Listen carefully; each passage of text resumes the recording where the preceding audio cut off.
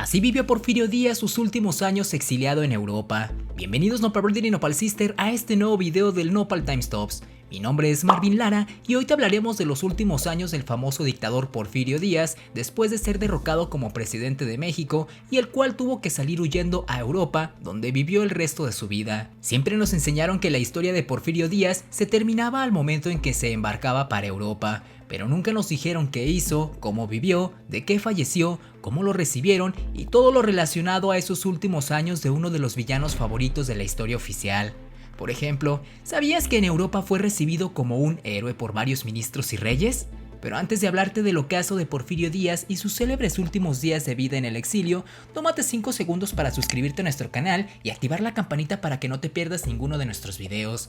Recuerda que subimos material nuevo casi todos los días. Tu ayuda es muy importante porque nos permite llegar a un mayor número de personas, así que no olvides darle like y compartir nuestros videos. Para mayo de 1911, Porfirio Díaz se encontraba convaleciendo de una enfermedad en las encías, padecía sordera y agotamiento físico, tenía más de 80 años de edad y los que no pudieron derrotarlo de joven a su avanzada edad encontrarían el momento propicio. Ante la derrota de sus fuerzas en Ciudad Juárez, comenzó a pensar en la renuncia, tal como se lo expresó al arzobispo de México, a su esposa y a su hijo Porfirio, en la noche del 17 de mayo. Tras la firma de los tratados de paz en Ciudad Juárez, se acordó que Díaz debía renunciar a la presidencia y en su lugar quedaría el ministro de Relaciones Exteriores, Francisco León de la Barra. La noche del 23 de mayo, Díaz comenzó a redactar su renuncia, la cual fue supervisada por su secretario Rafael Chouzal. Finalmente, a las 11 de la mañana del 25 de mayo, la Cámara de Diputados, en medio de una manifestación de más de 1000 personas que exigían la renuncia de Díaz, aprobó en dictamen la renuncia del presidente Porfirio Díaz por unanimidad. Y así culminó el porfiriato, época en que Díaz gobernó el país durante más de 30 años. Pero, ¿qué pasó después con este histórico personaje? A continuación te lo contaremos, así que agarra una buena botana y ponte cómodo. ¿Listos? Comenzamos.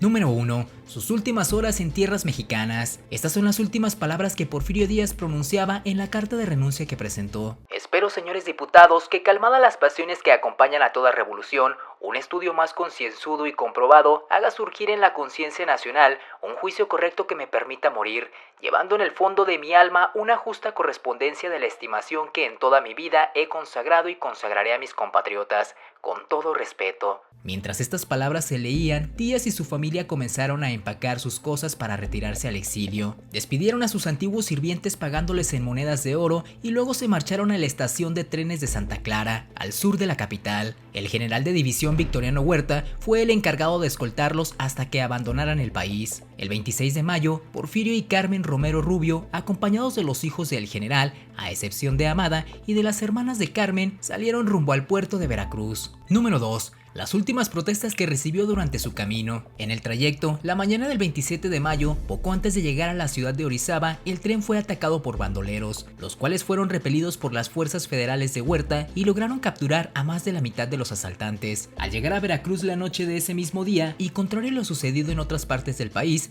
los días fueron recibidos con banquetes, cenas, bailes y fiestas en su honor. Finalmente, la mañana del 31 de mayo, a bordo del buque alemán Ipiranga, Porfirio Díaz y su familia abandonaron el país, y aunque deseaba estar equivocado, en el fondo sabía que sería la última vez que pisaría la tierra que tanto amaba. Durante el viaje solo se presentó un incidente de rechazo hacia Díaz, en La Coruña, España, cuando un grupo de manifestantes comunistas le increparon haciendo uso de gritos y mantas, acusándole de genocida. Número 3. Sus primeros días en Europa. El Ipiranga tardó 20 días en llevar a Porfirio a su destino, pero cuando llegó a El Havre el 20 de junio de 1911, había un puñado de amigos fieles para recibirlo. Federico Gamboa, novelista y diplomático, fue uno de los primeros, el cual provocó la sonrisa del general. Sabía que Gamboa estaría aquí sin falta. De El Havre, los Díaz marcharon a una clínica de Interlaken, Suiza, donde los aguardaban los especialistas que debían curar a don Porfirio de sus males de dentadura. En el camino, cuenta la anécdota que habiéndose mantenido serio y melancólico todo el viaje,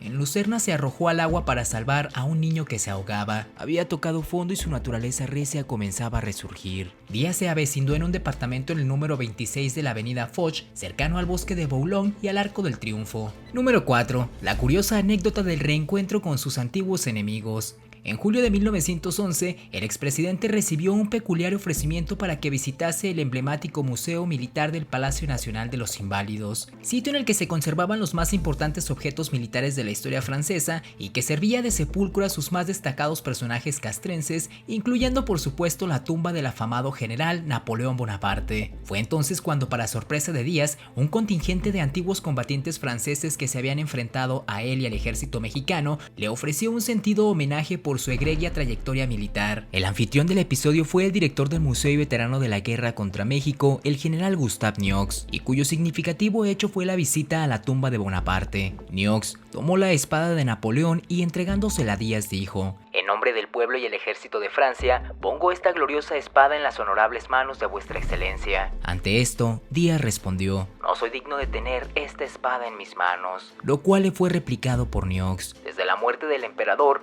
nunca ha estado en mejores manos". Número 5. Sus viajes por Europa y los reconocimientos que recibió. Luego del viaje a Francia, Porfirio Díaz comenzó a recorrer Europa y sus principales capitales acompañado de su esposa. En abril de 1912 fue recibido en el Palacio de la Zarzuela en Madrid por el rey Alfonso XIII de España, quien lo invitó a residir en la península ibérica y le hizo entrega de una espada como obsequio. Más tarde recorrieron San Sebastián y Zaragoza. El Kaiser Guillermo II de Alemania le envió a Zaragoza boletos para presenciar las maniobras militares de su ejército en Múnich, a donde llegaron en vísperas de la Primera Guerra Mundial. Tras fijar su residencia en París, los Díaz solían marcharse a Biarritz y San Juan de la Luz en la costa francesa durante el invierno. A inicios de 1913 comenzaron un viaje por el norte de África y su travesía los llevó a conocer El Cairo, Kenet, la Esfinge y la Gran Pirámide de Giza. En esta última, Díaz fue retratado en una fotografía propiedad del Archivo General de la Nación. Durante su regreso a Europa, estuvieron en Nápoles y Roma. Número 6. De los lujos a la austeridad en los últimos años. A diferencia de la lujosa vida en México, Porfirio Díaz tuvo una estancia más bien modesta y desapercibida en París, ciudad en la que vivió exiliado los últimos 4 años de su vida. Como residencia escogió un modesto departamento que tenía una sala, 2 recámaras principales, así como habitaciones para el servicio. 2 muchachas oaxaqueñas le hacían la casa y la comida en su departamento alquilado en el número 26 de la Avenida del Bosque, hoy conocida como Avenida Foch, y que es también una importante avenida que atraviesa el famoso Arco del Triunfo. Explica el profesor de historia José Manuel Villalpando. Díaz vivía allí porque era la única vivienda que podía pagar. Era de alquiler y se sostenía con los dividendos de sus acciones del Banco de Londres y de México, puesto que su sueldo de general de división lo donó para premiar a los alumnos distinguidos del colegio militar. La parisina vida de Porfirio Díaz se caracterizó por su modestia. No frecuentó los círculos de emigrados mexicanos y se dedicó a viajar por Europa, dice Villalpando. Número 7. El deterioro de su salud.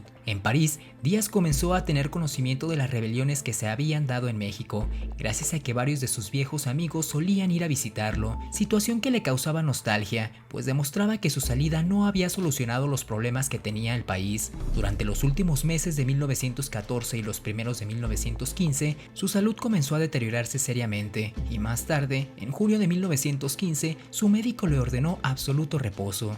La edad y el desgaste físico lo fueron aislando, por lo que al final solo podía salir a pasear a los Campos Elíseos o al bosque de Bolonia, ambos ubicados muy a proximidad del lugar de su residencia en París. Un artículo del New York Times publicado el 3 de julio de 1915, un día después de su fallecimiento, describe cuánto Porfirio Díaz gustaba de pasear por los jardines de Bolonia. Le gustaban estos jardines porque le hacían recordar al bosque de Chapultepec en la Ciudad de México. Conforme se agravaba su delicado estado de salud, tuvo que dejar sus diarias caminatas matinales por el bosque de Bolonia. Número 8. Don Porfirio pierde la vida. Según los relatos de Carmen Romero Rubio, su esposo padecía de alucinaciones. Se dice que en los últimos días de su vida, el ya viejo hombre Porfirio Díaz pronunciaba repetidamente el nombre de su hermana Nicolasa. El 2 de julio, finalmente ya había perdido la palabra y la noción del tiempo. Su médico de cabecera fue llamado al mediodía y a las 6 de la tarde con 32 minutos, hora de Francia, José de la Cruz Porfirio Díaz Mori falleció a la edad de 84 años. Sus últimas palabras fueron para recordar Oaxaca. La soledad fue también un elemento que marcó la vida de Porfirio Díaz en París, pues ninguno de sus aliados políticos que vivían en Europa estuvo con él durante su muerte, solo su esposa, su hijo y su nuera.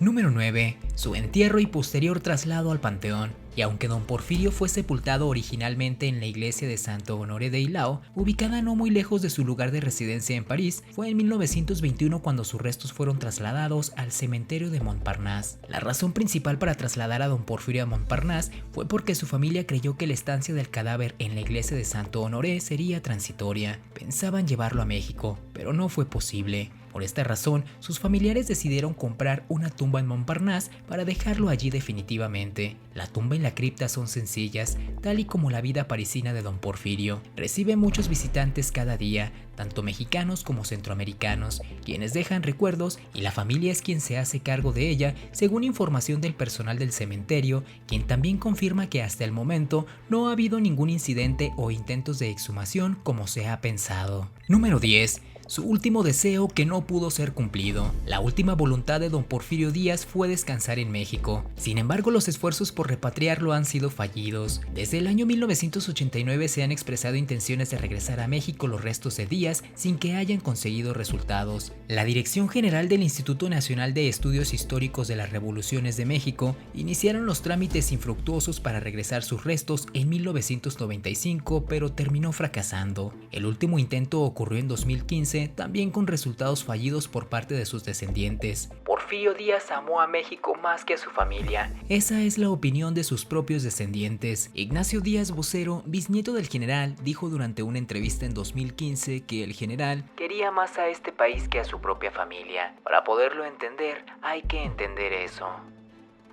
Muchas gracias Nopal Brother y Nopal Sister por ver nuestro video, y como siempre, la opinión más importante es la tuya, por lo que te pedimos que nos dejes en los comentarios si crees que deberían regresar los restos de Porfirio Díaz a México o ya deberían dejarlos para siempre donde están. Estaremos muy atentos para leer lo que nos escribas, y te esperamos en el siguiente video. Nos vemos, hasta la próxima.